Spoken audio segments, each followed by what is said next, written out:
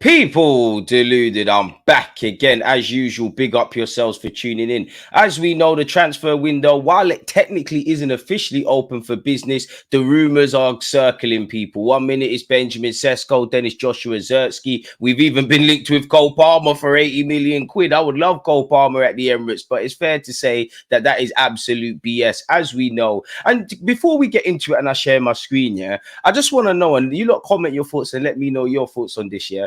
But don't you think it's funny how, the journalists kind of report on stories? Again, essentially, it's guesswork, respectfully to all journalists. Some are more credible than others. Everybody's got their sources, whether you go to the same barbers or you're cozy with people officially at the football club. But I find it funny, yeah. And I would say the ones I'm ignoring from this would be, David Ornstein and Fabrizio Romano, because I'm not going to lie to you, them two in particular, Ornstein, when you got beyond the circus of being linked with Joshua Zirkzee, apologies, Benjamin Sesko, David Ornstein urged caution. And I'm not a journalist, but I always say what is said in the media and what's actually happening in football, in the world of football, in this case transfers, might not necessarily be the same thing. And half of these guys, or the majority, 98% of them, Sesko is joining, he's in 10, Arsenal leading the race. Then you're seeing the fallout where it's come out that he signed a new deal and not joining Arsenal Football Club. They've all come out and said, oh, I've heard over the weekend that, reports of Sesko to Arsenal were wide of the mark, which, again, I understand. We live in a day and age. I'm a YouTuber. I live in a day and age of sensationalism and getting clicks and engagement. The game is the game in that regards. And to be honest with you, this must be the best period for the journalists, man. Big up all the freelancers, because, I hope they get roles, because you can report on the Euros. You can make up just about anything. Again, I would love to be proven wrong. For example, if Cole Palmer and Arsenal do sign Cole Palmer, he's a great player, man. And based on our signings Zinchenko and Jesus and what he's doing at Chelsea, you're looking back in hindsight and thinking, right, why didn't we grab him? He could be utilized at Arsenal. But that's the point. You could just write headlines. People are going to click it. They're going to talk about it, and it is what it is. But mini ran over. Let me know your thoughts on that, people. And again, there'll be many twists and turns and bumps and bruises along the road. Now, if I share my screen with you lot, if it will allow me to,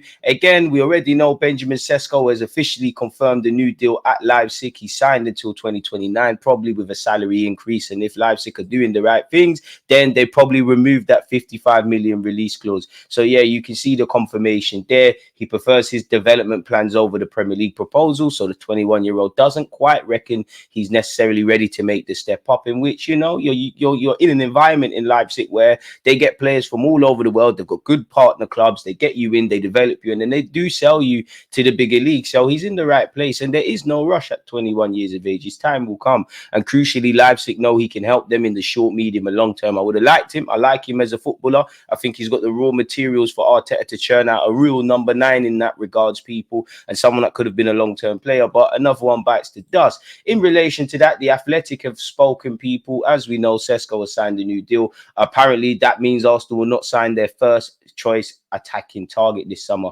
And I guess he might have been a market opportunity in that he fits our remit in terms of being a young player in a day and age where, Osimhen and Isaac and all these guys, signing them is one thing, affording them is another, having the budget is a completely other debate. Sesko wouldn't have broke the wage structure, wouldn't have broke, or significantly hindered our budget. Obviously, I've just said he's 21 years of age and he's impressionable and all of that stuff. So was we necessarily, in hindsight, hell bent on signing Benjamin Sesko, or was it a market opportunity, or was it a bit of the both? Because we do need a striker. I don't think internally at Arsenal there is hell bent on a striker as us, and what I mean by that is I think Mikel Arteta would like that, but as they've shown, if deals don't make sense, they're more than happy to persist with what they want. And again, let me know your thoughts, people, because for me, in the ideal world, I would love a striker and a winger. Some people, would just be happy with a striker. Some people would, accept a winger, while obviously recognizing we could do, all of that. So what's you lot's thoughts on that, people? So yeah, this is said Arsenal didn't get it.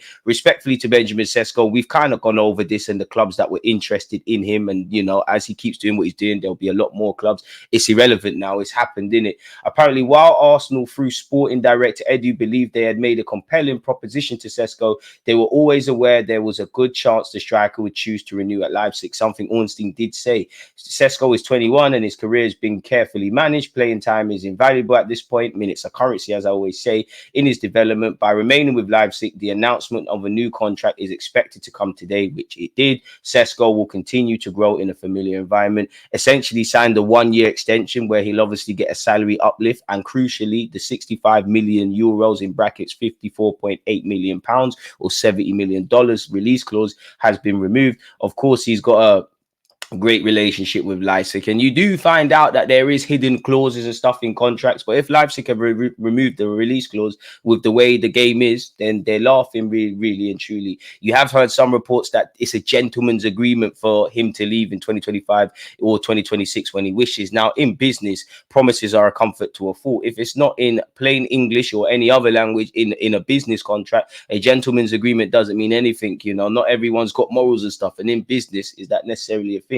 In relation to how Arsenal have reacted to the news, people apparently were undeterred by Sesko's decision to remain in Germany. We knew it was a possibility, people, and in some respects, the timing of his eventual departure may work out better for them in the long run. We know Kai Havertz's form has been great in 2024 and hope it continues, but we're dangerous if we're just expecting that to be the case. I think there's a lot of unanswered questions. As much as I like the development path our club is on, I know we'll get what we got, 91 Premier League goals, over 100 in all comps. I know we'll be in and around that because the last 2 years we have. But as I always say, we know we'll score goals. But who? I'd be, God forbid, but Saka's probably due a dry patch of a season. But Saka, for the last couple of years, has delivered in terms of goals and assists. I would bet my money on him. I think Jesus, Trossard, Kai Havertz, all the other players, and with the set pieces, other players in not necessarily in attacking positions will end up scoring. Declan Rice, probably never going to be known for goals, but had his best goal scoring season. So I know we'll score goals. I don't necessarily know who, and these are questions that I believe need to be answered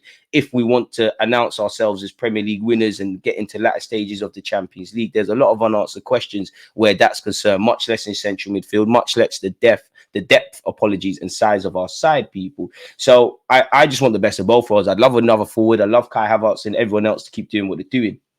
Arsenal have a stable squad with several existing options in the centre forward position, so there's no sense of panic. With Sesko off the table, it's not certain they will immediately pivot to an alternative 9. Arsenal had followed Gyökeres of Sporting Lisbon, but that interest appeared to cool as they focused on Sesko. I mean, you're going to have to spin it back. Joshua Zirkzee of Bologna has been linked, but Arsenal do not intend to pursue the 23-year-old Dutchman, which, again, his release clause is about 40 million euros. He's 23, so 2 years older than Sesko. He's at the elementary stage of being a striker.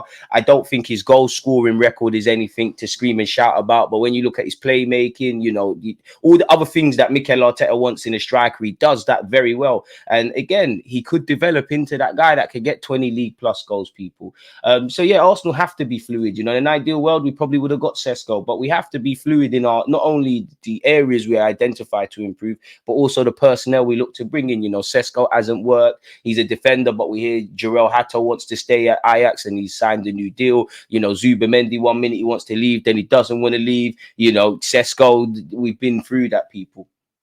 Will they come back for Sesko? I mean, maybe. You never know, people. Gabriel Jesus and Eddie Nketiah's futures are subject to speculation. Apparently, we've built a great relationship or a strong relationship with Sesko's camp over several years. So it's always nice to have a good relationship with people because you never know when you might need them. But at the same time, with no release clause and the money that, Chelsea have and Man United historically, boy, they're going to sell to the highest bidder, and it's fair to say that one there is gone. The club are expected to shift to strengthening their midfield, which I believe is as equal, arguably greater importance than up front. They need a player to complement Declan Rice and now potentially have greater resources to allocate to that search. The Athletic has reported their interest in Zubamendi of Sociedad and Neves of Benfica. Arsenal are open to adding a more attacking-minded midfielder. So does that mean Rice is going to play in the 6? Although in a difficult market, it's not yet clear who their primary targets would be. And I mean, you can never stop leaks, but I think one thing that's been clear under Mikel Arteta, and more so in the last 2 years, is that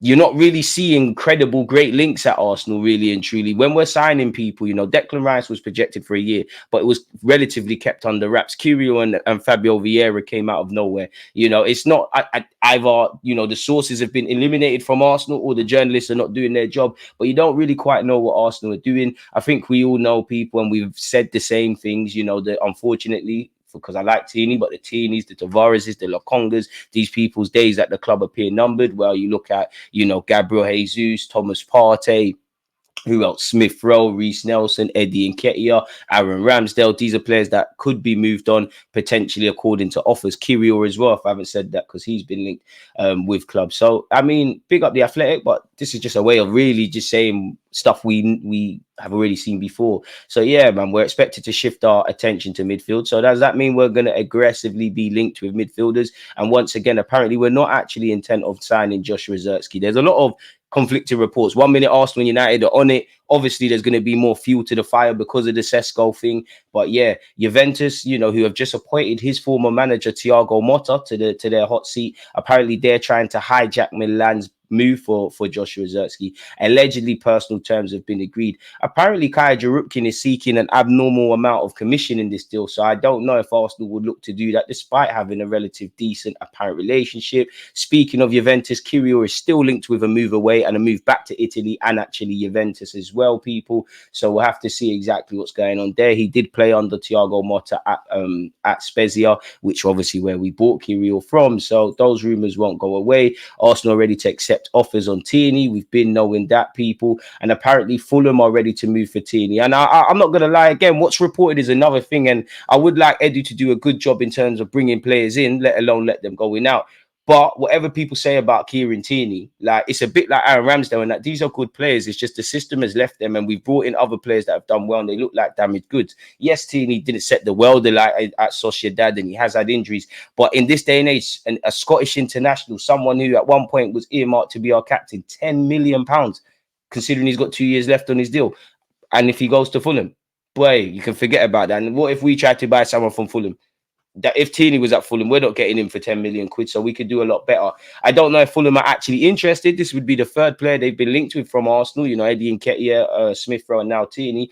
And apparently Robertson could potentially leave. He had a great season for Fulham, so that's probably where it comes from, people, in that regards. He's also been linked with Newcastle and Aston Villa. We've been linked with Marcus Edwards. I mean, he is a winger, really and truly. And I don't know how much he would cost. But yeah, we've been linked with the former Spurs man. I don't really personally buy that. We've heard Arsenal, Manchester United, Manchester City have all been linked with Neves of Benfica, as we just saw in that report, people. Liverpool have apparently thrown themselves into the ring for that. As I said, it's silly season. I mean, I know we're not signing back Paulinho, but we was once linked with him. Bayern Munich are apparently set to up the ante of, confirming the Portuguese man signing. Apparently he still wants to move, so we'll have to watch that. We know that we've got an interest in the likes of Isaac, Gyökeres and Osimhen. They're going to cost a lot of money, people. Apparently the club are not hell-bent on landing a marquee centre forward, certainly for some of the eye-watering figures that have been quoted. Fair enough, people. I would like to see an eye-watering central midfielder. Of course, you could accept that for what it would probably be. The Kamaras is the household names. But what I say for that is someone that I would look at and say, you know what? You, Declan Rice and Odegaard were cooking. Central midfield has finally been identified. Big up my long-term supporters and new ones. Smash the like button, comment and subscribe. But some of you that have been following me for years, you lot have this running joke where I'm always saying, can we just sign a central midfielder? Both of you lot played in the middle of the park. And I personally, I've got a video coming out in relation to that. But I don't think Arsenal are going to go to where they need to, which is obviously winning silverware, until midfield is addressed. As I've said before, I would love 2 central midfielders, a 6 and an 8. I'm prepared to accept either one. This summer, I must admit, I'd rather an 8. Fair enough. If you sign a 6, Declan Rice continues in that new look 8 role, that's great. But I would like an 8 that is more aligned to what, we lost with Granit Xhaka. Declan Rice could play as his 6, or it could be 2 multifunctional midfielders. And then next summer, when Jorginho leaves, bring in another 6. But I would love to have Declan Rice, another 8, a 6, and maybe even another one. But you could, I'm looking years in advance. You could tell I'm really intent on central midfielders. Ben Jacobs, I'm not too sure, how good his track record is, but he said what we've already known, in that we've looked at Douglas Luiz before. We've not engaged in negotiations. And again, Douglas Luiz has been aggressively linked for Arsenal for years. And it does seem that essentially Arsenal and a lot of clubs being linked with Douglas Luiz are letting him go to Juventus, really have a free hit. So again, what is projected in the media and what's actually going on in the boardrooms of every club are very different things. The feeling amongst most in the industry is that Villa need to sell before they can buy, while Juventus need to offer players as part of the deal, with Weston McKennie being one who might return to England. If anything falls through, Arsenal would maybe see a window of opportunity, knowing that Aston Villa need to raise funds, but Zubimendi is more likely a target for Arsenal than Luiz. So yeah, with the greatest of respect to Ben Jacobs, where's the cold-hearted evidence to suggest that we're even in for Luiz, or that Zubamendi is more likely? Is it because of the release clause, and is it because he appears to be held in high regards based on your colleagues in the industry? I'm not too sure. People, tell me your thoughts. Arsenal appreciate Gomares. We haven't made a concrete move, as it says there, and we all know it comes down to the price tag in which City are more likely to pay than us. So the dream is free, the hustle is sold separately. Apparently, Arsenal want to sign Lunin, people, which I don't really buy, because I think Lunin wants to go, I mean, anywhere other than Real Madrid to step down, but I think he wants to go somewhere you're number one. Are you necessarily going to be number one at Arsenal Football Club with David Raya? And it's not it's 98% likely, in my opinion, that Ramsdale either leaves permanently on loan,